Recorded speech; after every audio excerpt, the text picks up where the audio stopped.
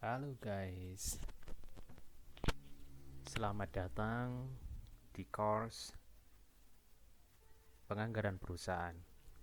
Kali ini pertemuan kita akan membahas tentang sales forecasting atau peramalan penjualan. Em, Peramalan penjualan ini berfungsi untuk meramalkan kegiatan penjualan yang akan dilakukan oleh perusahaan sehingga menjadi patokan perusahaan untuk melakukan produksi, melakukan kegiatan operasional perusahaannya. Oke. Nah, sini kita lihat ini adalah pengertian sales forecasting. Forecasting atau ramalan ini adalah proses aktivitas meramalkan suatu kejadian yang mungkin terjadi di masa mendatang dengan cara mengkaji data yang sudah ada pada masa lalu dan sekarang. Jadi intinya ini sales forecasting ini atau ramalan penjualan ini digunakan untuk memperkirakan produk yang akan dijual di masa mendatang, sehingga berdasarkan data yang pernah terjadi dan atau mungkin akan terjadi.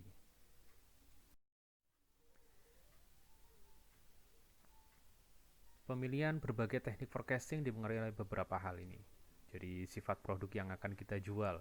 Misalkan barang kita yang kita jual ini kategorinya barang yang mudah busuk. Nah, itu sehingga kita bisa membutuhkan self forecasting kita, berarti harus cepat putarannya. Maka kita harus membuat peramalan penjualan yang cepat perputarannya. Begitu juga sebaliknya kalau produknya itu punya masa expired yang panjang, itu kita bisa saja agak santai self forecastingnya, meskipun seharusnya self forecasting itu tetap harus kita prediksikan sesuai kemampuan kita dan penyerapan pasarnya. Nah, kemudian metode distribusi yang digunakan ini langsung atau tidak langsung. Kalau misalkan langsung dari pabrik langsung ke konsumen, itu berbeda dengan yang pabrik yang tidak langsung, harus melalui distributor, melalui agen situ. Ini juga mempengaruhi teknik forecasting yang akan dibuat oleh perusahaan. Kemudian besarnya perusahaan dibanding para pesaingnya. Ini juga menentukan dari sales forecastingnya, teknik sales forecastingnya. Karena kalau perusahaan besar otomatis jangkauannya pasti akan lebih besar, dia bisa seluruh Nusantara. Kalau perusahaan kecil paling ya lingkupnya Jawa Timur gitu aja, satu provinsi atau satu kabupaten, itu berbeda. Jadi itu juga mempengaruhi teknik forecastingnya nanti. Kemudian tingkat persaingan yang dihadapi ini hampir sama dengan yang sebelumnya. Nah, kemudian di sini adalah data historis yang tersedia dari perusahaan itu. Ini juga mempengaruhi dari teknik forecastingnya. Jangan sampai kita melakukan forecasting ternyata datanya tidak tersedia. Terus kita tidak bisa melakukan forecasting kalau tidak ada data. Nah, self forecast ini digunakan untuk menentukan keputusan beberapa kebijakan dari perusahaan, seperti kebijakan rencana produksi, kebijakan persediaan barang yang nanti akan diproduksi, yang setelah diproduksi, kemudian kebijakan investasi aktivanya, misalkan ada, kalau jangkauannya luas seluruh Indonesia, nanti perusahaan utamanya ada di Jombang. Nanti kalau yang di Sulawesi, Irian Jaya, bisa saja nanti butuh ada gudang di sana, nah, seperti itu. Dan juga ada rencana cash flow-nya. Ini untuk kita bisa menentukan rencana cash flow-nya dari sales forecasting ini nanti. Nah, di sini ada 3 teknik-teknik sales forecasting. Yang pertama adalah judgment method, kemudian yang kedua adalah metode statistika, yang ketiga adalah metode khusus. Kita bahas satu persatu. Yang pertama adalah judgment method. Nah, ini sebenarnya adalah kategorinya itu kualitatif. Artinya nggak pakai angka-angka, sebenarnya ini lebih ke arah kualitatif ya. Jadi seperti judulnya ini adalah judgment atau penghakiman atau ya.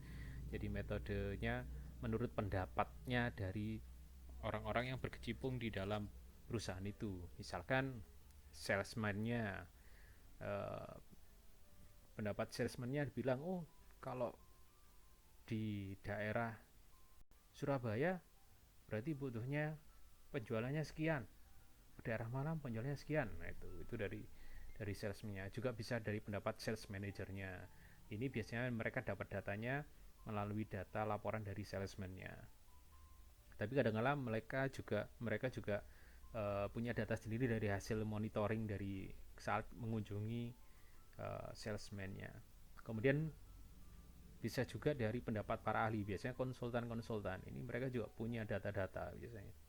Ada seperti ada banyak konsultan pemasaran seperti itu. Itu mereka punya data seperti Mark Plus, Anxiety seperti itu. Itu mereka punya data-data itu. Itu mereka bisa memberikan judgement atau statement dari penyusunan, dianggap sebagai data untuk penyusunan forecast penjualan. Kemudian yang terakhir bisa juga dari survei konsumen secara langsung oleh perusahaan kepada konsumen, atau juga melalui uh, jasa dari para ahli ya, dari konsultan itu bisa. Nah, metode kedua adalah metode statistika. Nah, ini yang agak ribet memang. Ini kalau dengar kata-kata statistika pasti kita lihat angka nanti. Di sini ada dua metode yang bisa digunakan di dalam metode statistika. Yang pertama adalah analisis tren, yang kedua adalah analisis korelasi. Nah, analisis tren ini menggunakan penerapan garis tren secara bebas. Yang kedua ini garis tren dengan setengah rata-rata. Ini dari datanya biasanya. Dan kemudian C, penerapan garis tren secara matematis. Ini dari kategori data, ketersediaan data sebenarnya. Dan satunya adalah analisis korelasi. Nah, kita lihat analisis tren secara bebas. Ini biasanya disebut dengan freehand method. Nah, analisis ini tanpa menggunakan rumus matematika sebenarnya.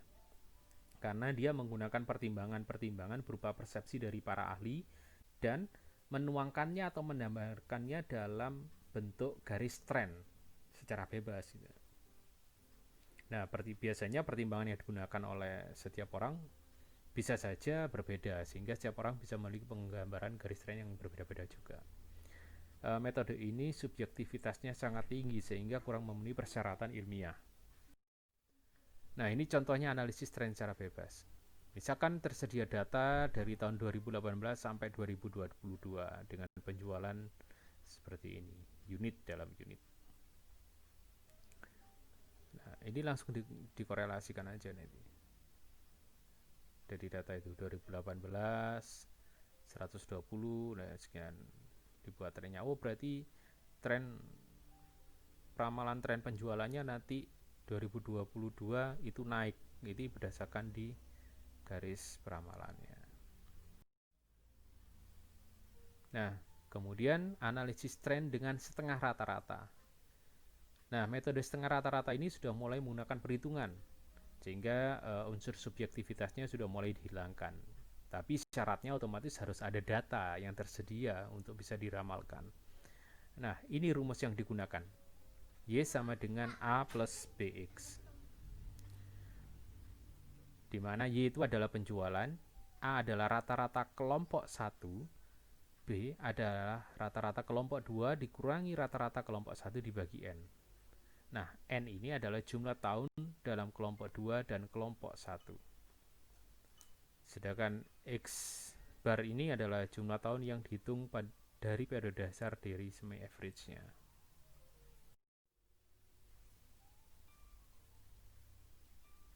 Mana tadi? Oh, ini. Nah, ini yang kedua. Kelompok kedua ini dikurangi kelompok yang ke satu. Sesuai dengan rumusnya yang tadi. Dibagi N-nya 4, sehingga ketemu B-nya adalah 25. Nah, maka jika 1 tahun bernilai 2, maka nilai B yang sesungguhnya itu adalah 25 dibagi 2, sehingga nilainya adalah 12,5.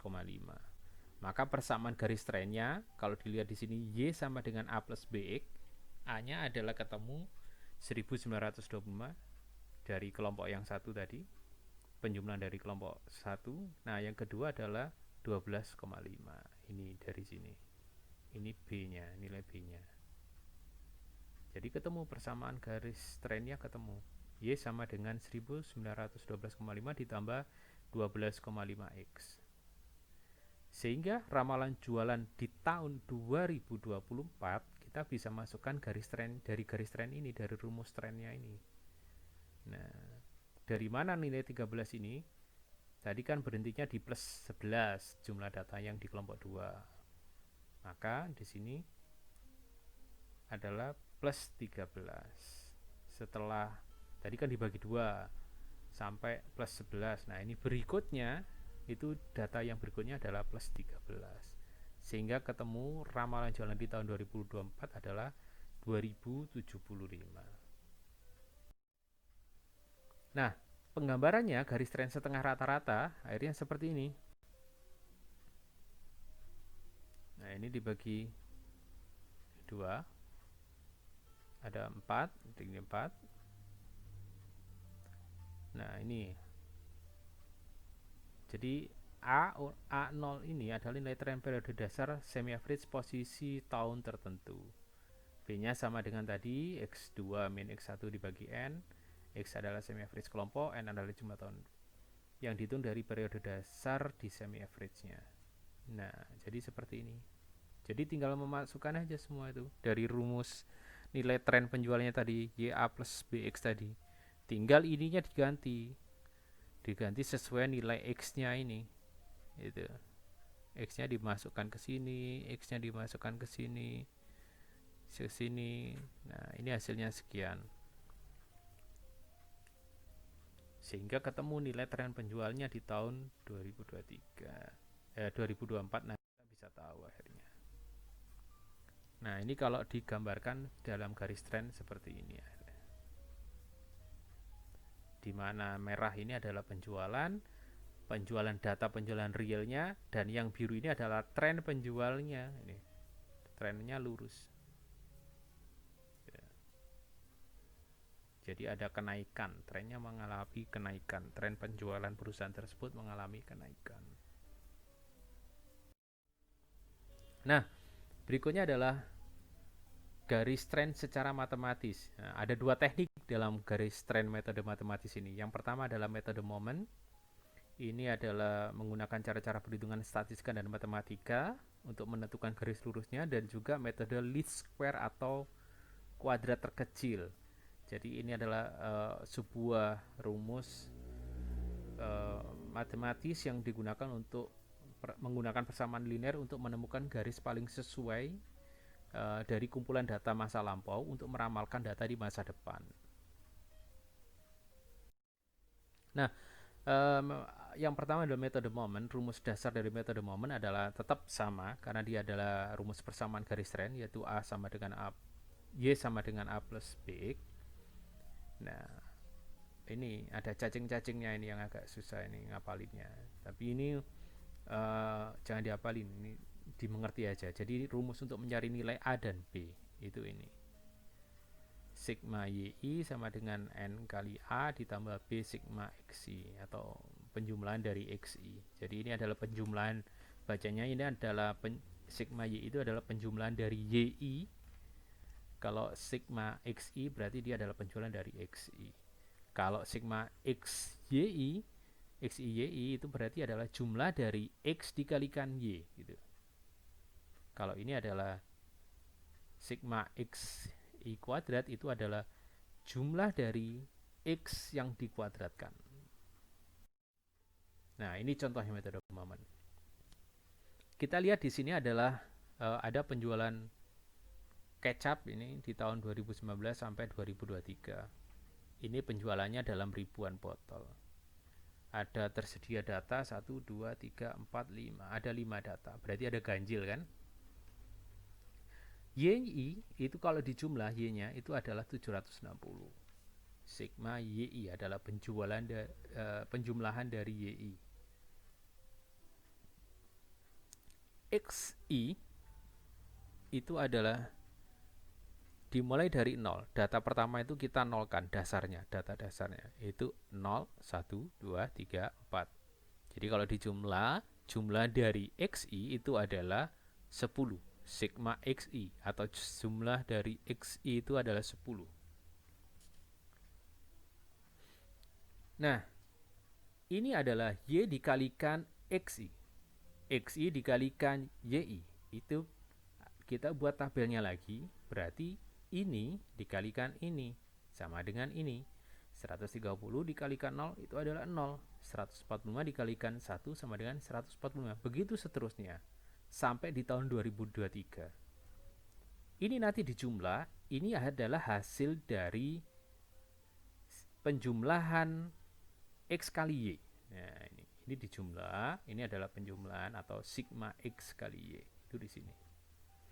Nah, kalau XI kuadrat, tadi di rumus itu ada sigma XI kuadrat kan. Nah, berarti ini adalah X ini dikuadratkan. Dimasukkan lagi tabelnya di sini.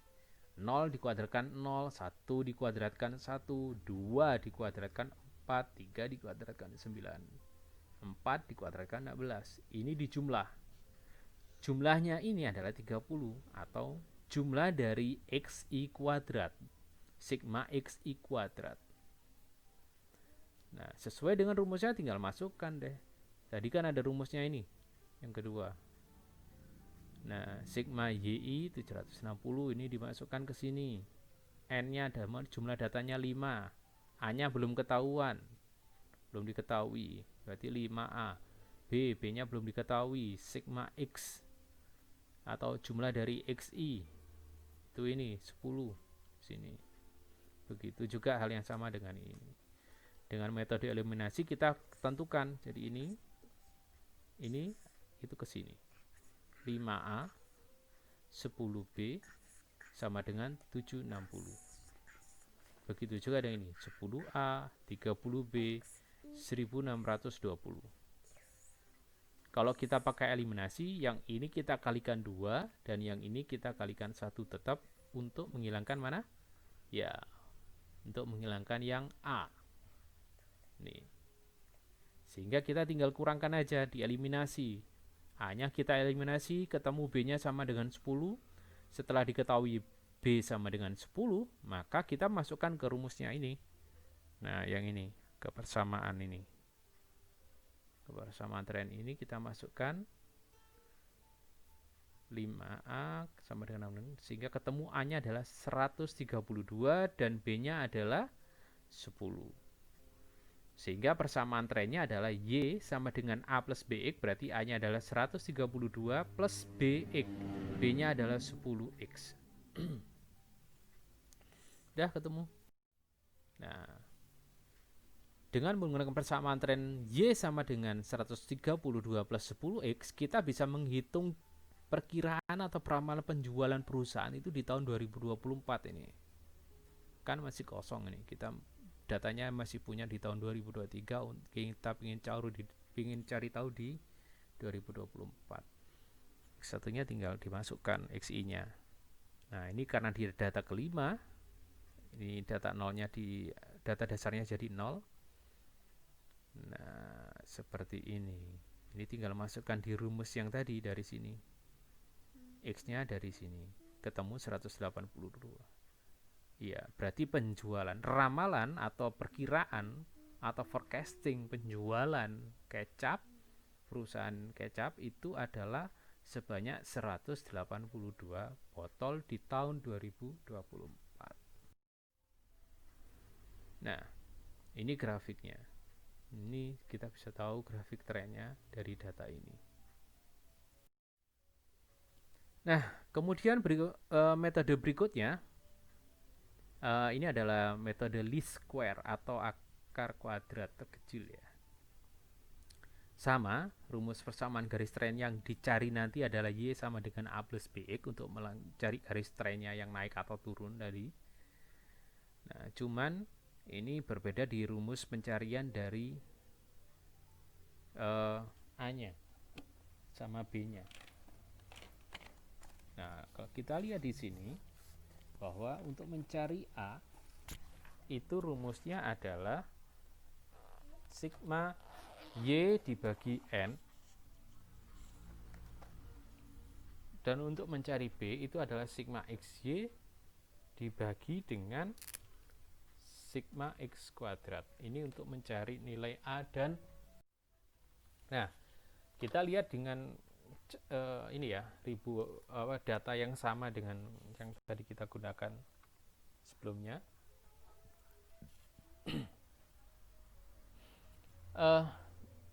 Sama dengan ini, dengan yang tadi, bedanya ada di X-nya tadi. Kalau tadi XI-nya itu kan di sini dimulai dari 0, 1, 2, 3. Nah, ini dibagi 2. Jadi dibagi 2 karena ini kebetulan datanya adalah 1, 2, 3, 4, 5, sehingga dibagi 2, nolnya di sini. Nah, nolnya pas di tengahnya. Kalau kurang di sini, sebelum 0 adalah minus, setelah 0 adalah plus. Nah, ini kita lihat, ini adalah XI kuadrat, berarti ini dikuadratkan. Minus 2, karena minus kali minus sama dengan positif, maka jadinya adalah positif 4. Ini adalah 1. Nah, ini adalah jumlah X kuadratnya 10, ini dijumlah. Ini adalah X kali Y, ini dikalikan ini, sama dengan ini. Begitu juga sampai di tahun data 2023. Ini nanti dijumlah, ini adalah sigma X kali Y atau penjumlahan X kali Y. Ini dijumlah ke bawah, ketemu 100. Nah, kita masukkan ke rumusnya tadi. Untuk mencari A itu adalah sigma Y dibagi N. Sigma Y berapa? 760. Dibagi jumlah datanya adalah 5, sehingga ketemu 152 A-nya. Nilai B adalah sigma X kali Y dibagi sigma X kuadrat. Jadi ini adalah 100 dibagi 10, sama dengan 10. Maka persamaan trennya tinggal masukkan. Y sama dengan A plus BX. A-nya 152, B-nya 10. Kita bisa masukkan peramalan penjualan di tahun 2024. Sama nilainya 182 dengan metode yang sebelumnya. Nah, kemudian yang ketiga, yang terakhir ini adalah analisis korelasi ya. Jadi dari metode matematis, statistik dan matematis itu adalah analisis korelasi. Kita bisa menggunakan untuk menggali hubungan sebab akibat di antara beberapa variabel. Nah, peramalan dengan metode ini bisa memberikan gambaran yang lebih lengkap. Jadi ini adalah contoh ilustrasi dari garis korelasi positif. Nah, ini adalah korelasi negatif. Kalau ini penjualannya misalkan naik, kalau ini ternyata ditambah variabel ini ternyata korelasinya negatif, hubungannya negatif. Nah, rumus-rumus dasar analisis korelasi itu adalah seperti ini. Hampir sama, jadi P sama dengan A plus BX. B-nya untuk mencari B adalah ini. Ini rumusnya. B sama dengan N ini jumlah datanya. Sigma XY dikurangi sigma X dikali sigma Y. Dan seterusnya. Ini untuk mencari nilai B. Dan ini untuk mencari nilai A. Nah, ini untuk mencari nilai A. Sehingga untuk mencari nilai A, otomatis kita harus cari dulu nilai B-nya. Karena di A ini ada unsur B di sini, elemen B. Sedangkan di elemen B ini nggak ada elemen A. Jadi setelah kita baru tahu elemen B-nya, baru kita bisa mencari elemen A-nya. Contohnya ini. Datanya sama, tingkat kelahiran. Misalkan kita tambahkan nih, penjualan Y sama dengan A plus BX ya. Misalkan X-nya ini ternyata adalah tingkat kelahiran. Jadi ada enggak pengaruhnya penjual tingkat kelahiran terhadap penjualan dari susu, misalkan susu formula ini X-nya ditambah, ini Y-nya ditambah X kali Y dan seterusnya. Ketemu datanya seperti ini. Kita cari B-nya dulu sehingga ketemu jumlah datanya adalah 5.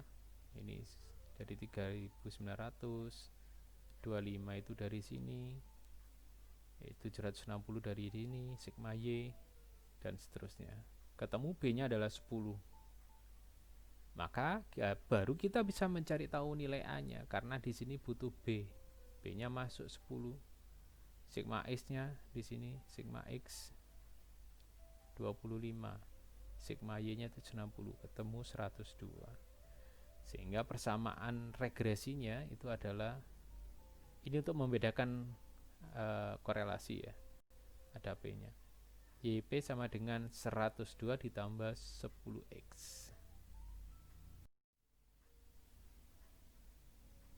Y sama dengan 10X gitu ya.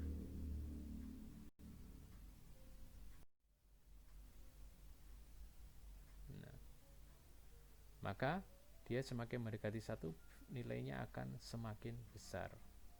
Artinya kalau dari misalkan semakin mendekati 1, X-nya berarti tingkat kelahiran bayi itu terhadap variabel Y itu besar kalau dia mendekati 1 nilainya.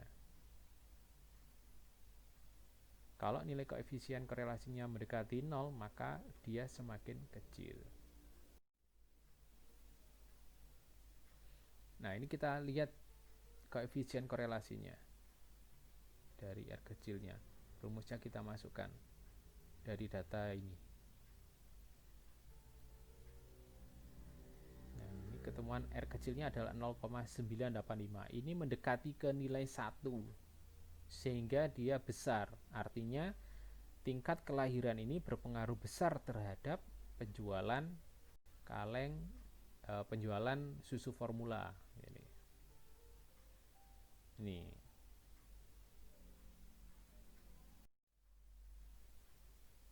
Nah, ada juga dengan forecast dengan metode khusus. Biasanya ini adalah analisis industri atau metode market share. Biasanya metode ini mencoba menghubungkan potensi penjualan perusahaan dengan industri pada umumnya. Jadi ada sekumpulan industri yang sama itu dikumpulkan. Jadi rumusnya market share sama dengan permintaan perusahaan dibagi permintaan industri, di mana perusahaan itu masuk kategori industri apa. Misalkan dari susu formula berarti dia permintaannya industri food and beverage, itu masuk di sini, dikali 100%. Kemudian ada lagi analisa produk line. Metode ini bagi perusahaan yang memiliki lebih dari satu produk. Setiap jenis produk yang dihasilkan harus memiliki forecast masing-masing dari produknya. Nah, kemudian analisa yang terakhir adalah analisa pengguna akhir atau survei konsumen. Jadi konsumen pun bisa dilibatkan untuk melakukan forecast. Jadi ini biasanya forecast untuk perusahaan yang memproduksi barang setengah jadi, sehingga dipengaruhi juga oleh produk lain yang menjadi produk akhirnya. Kira-kira itu, ini materinya bisa di-download di sini atau di Sepada bisa diambil. Terima kasih atas perhatiannya, atas atensinya. Semoga bermanfaat. Selamat belajar.